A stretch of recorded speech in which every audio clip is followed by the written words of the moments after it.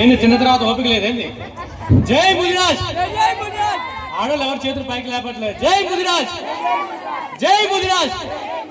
ముదిరాజ్ బంధువులందరికీ కార్తీక వనభోజన శుభాకాంక్షలు. గత 10 ఏళ్ల తర్వాత ఇక్కడ వనభోజన కార్యక్రమాలు నిర్వహించిన కొంతమంది ఉన్నారు. వాళ్ళందరికీ ప్రత్యేక ధన్యవాదాలు తెలుపుతున్నా. ఎందుకంటే ఎవరో ఒకరు ముందుకు రావాలి, ముందుకు వస్తుంటేనే చేయడానికి ఇంకో 10 మంది చేతులు కలుస్తాయి. అలా వాళ్ళు కష్టపడ్డందుకు ధన్యవాదాలు.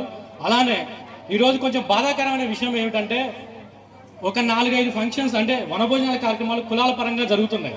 ఎట్లా జరుగుతున్నాయి అంటే వాళ్ళ ఫంక్షన్ హాల్లో జరుగుతున్నాయి. ఇంతవరకు మన ముదిరాజుకి సంబంధించి అత్యధికంగా జనాభాగా ఉన్న హుజూర్ నగర్లో ఫంక్షన్ హాల్ లేదు. అసలు దీనికి కారణం ఏంది? దీనికి లోపం ఎక్కడుంది? చూడడానికి తెలంగాణ రాష్ట్రంలో 40 లక్షల మంది ముదిరాజులు ఉన్నాం, కానీ ఇక్కడ ఎటువంటి ఉపయోగం లేదు.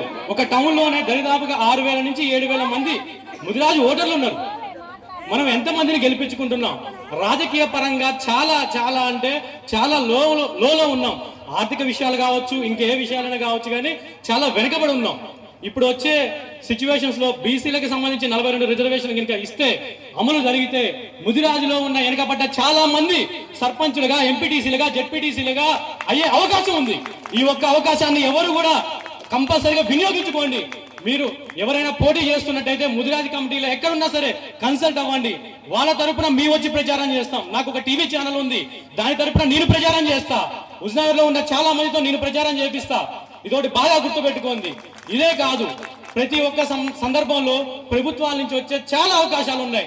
రైస్ మిల్లు కానించి మొదలు పెడితే ఐస్ గడ్డలు, చేపలు, చాలా రకాలు. కానీ కనీస అవగాహన తెలియదు. ఇక్కడ నాయకులు కూడా చెప్పే విధంగా లేరు.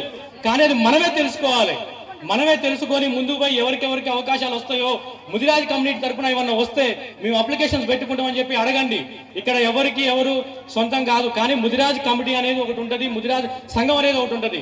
కన్సల్ట్ అయి త్రూ వెళ్ళండి, ఇబ్బంది లేకుండా ఉంటుంది. అదే కాకుండా కార్తీక వనభోజనాలకు సంబంధించి ఈరోజు కోలాలు కూడా నిర్వహిస్తున్నారు. కొంతమంది నాయకులు, ప్రముఖులు వచ్చేది ఉంది, కానీ